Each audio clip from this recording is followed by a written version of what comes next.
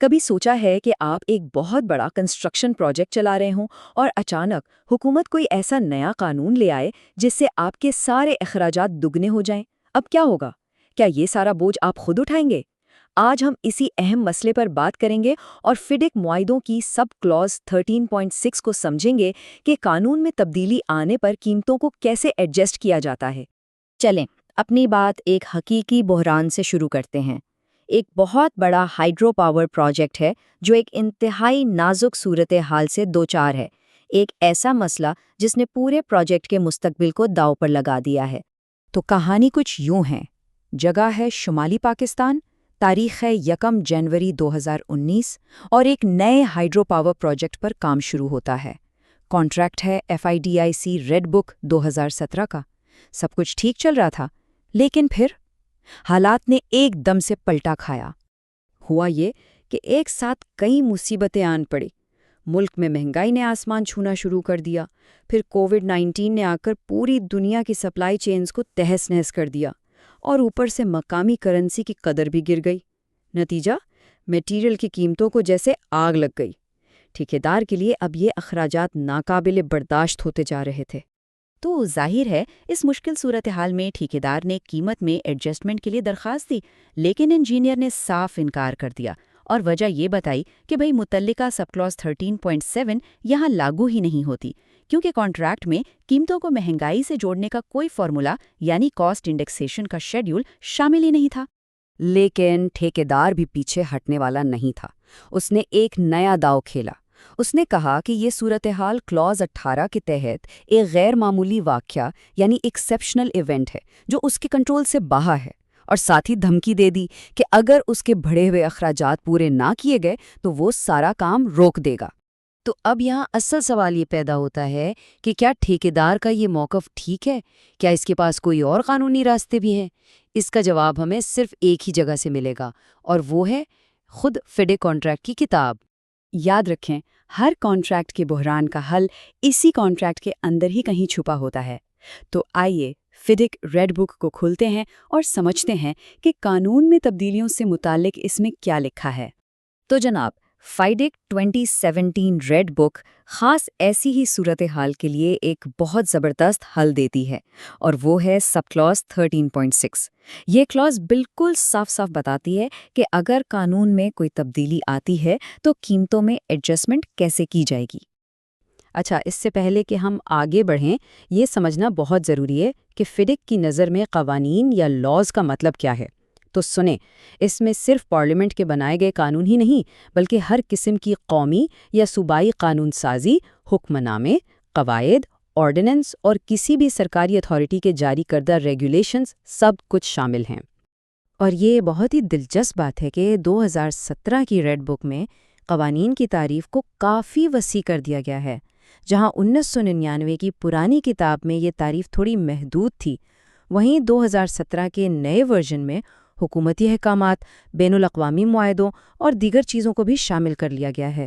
اس سے ٹھیکیداروں کا کیس اور بھی مضبوط ہو جاتا ہے۔ چلیں، اب جب ہم قانون کی تعریف سمجھ گئے ہیں تو اب دیکھتے ہیں کہ سب کلوز 13.6 کے تحت قیمت میں ایڈجسٹمنٹ کا دعویٰ کرنے کے اصل اصول اور شرائط کیا ہیں۔ دیکھیے، اس کے لیے 3 بنیادی شرطیں ہیں جن کا پورا ہونا لازمی ہے۔ پہلی شرط، قانون میں واقعی کوئی تبدیلی ہوئی ہو۔ دوسری اور سب سے اہم شرط، یہ تبدیلی بیس ڈیٹ کے بعد ہوئی ہو، یعنی بولی جمع کرانے کی تاریخ سے 28 دن پہلے کی تاریخ کے بعد۔ اور تیسری شرط، یہ قانونی تبدیلی اسی ملک میں ہوئی ہو جہاں پروجیکٹ کی سائٹ ہے۔ اور ایک بات بالکل پکی ہے، اگر ٹھیکیدار کو اپنی لاگت میں اضافے کا دعویٰ کرنا ہے تو اسے سب کلوز 20.2 کے تحت ایک باقاعدہ تحریری نوٹس دینا ہوگا۔ یہ ایک لازمی کارروائی ہے، اسے بالکل بھی نظر انداز نہیں کیا جا سکتا۔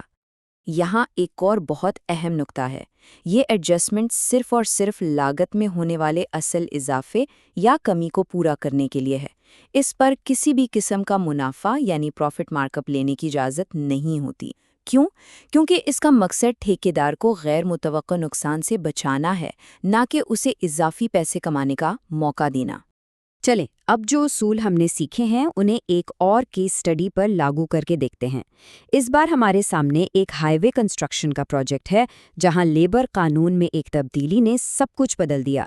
तो हुआ ये कि 1 जनवरी 2019 को हाईवे का कॉन्ट्रैक्ट शुरू हुआ। ठीक 3 साल बाद 1 जनवरी 2022 को हुकूमत ने लेबर कानून में तब्दीली करके कम से कम उजरत 25% बढ़ा दी। ठेकेदार ने भी फौरन एक्शन लिया और सिर्फ 24 दिन के अंदर 25 जनवरी को सब क्लॉज 13.6 के तहत अपनी बढ़ी हुई लागत का नोटिस भेज दिया। तो अब सवाल ये है कि क्या इस मामले में ठेकेदार का दावा जायज़ है? जी हाँ, बिल्कुल जायज़ है। और क्यों? क्योंकि कानून में तब्दीली कॉन्ट्रैक्ट की बेस डेट के बहुत बाद हुई। ये उसी मुल्क में हुई और ठेकेदार ने वक्त पर नोटिस भी दे दिया। ये सब क्लॉज 13.6 के सही इस्तेमाल की एक बेहतरीन मिसाल है। अच्छा, अब जब हम ये सारे उसूल अच्छी तरह समझ चुके हैं तो वापस चलते हैं अपने पहले यानी हाइड्रो पावर प्रोजेक्ट वाले केस की तरफ और देखते हैं कि इन उसूलों की रोशनी में इसका असल फैसला क्या होना चाहिए। और फैसला ये है कि आम महंगाई, सप्लाई चेन के मसाइल और करेंसी की कदर में कमी, ये सब मार्केट की ताकतें हैं। ये सब क्लॉज 13.6 के तहत कानून में तब्दीली के दायरे में बिल्कुल नहीं आते। ये कारोबारी खतरात हैं, कानूनी तब्दीलियां नहीं। जहां तक ठेकेदार के गैर मामूली वाकया यानी एक्सेप्शनल इवेंट वाले दावे की बात है, तो वो क्लॉज 18 का मामला है, जो कि एक बिल्कुल अलग बहस है। इसका कानून में तब्दीली के कवायद से कोई लेना देना नहीं। असल में ठेकेदार ने 2 अलग अलग मसाइल को एक ही क्लॉज से हल करने की कोशिश की, जो कि एक बड़ी गलती थी। तो इन दोनों केस स्टडी से हमने क्या अहम सबक सीखे? आइए आखिर में इन तमाम ज़रूरी नुकात का एक खुलासा कर लेते हैं। पहला और सबसे अहम सबक, अपने कॉन्ट्रैक्ट को अच्छी तरह जानें। हर क्लॉज का एक खास मकसद होता है। दूसरा, मार्केट के रिस्क और कानूनी तब्दीली के दरमियान फ़र्क को हमेशा याद रखें। महंगाई कानून में तब्दीली नहीं है। तीसरा, प्रोसीजर सब कुछ है। वक्त पर नोटिस देना आपके केस को बना भी सकता है और बिगाड़ भी सकता है। और आखिर में, ये जहन में रखें कि 2017 की रेड बुक कवानीन की वसी तारीफ देकर आपको ज़्यादा तहफ़्फ़ुज़ फराहम करती है। हम इस सारी मालूमात और तज्ज़िये के लिए doctor of engineering civil Dinesh Shivakoti का तहे दिल से शुक्रिया अदा करते हैं। अगर आपको हमारी ये वीडियो पसंद आए तो अच्छी मालूमात के लिए हमारे चैनल को सब्सक्राइब करें, वीडियो को लाइक करें और इसे ज़रूर शेयर करें।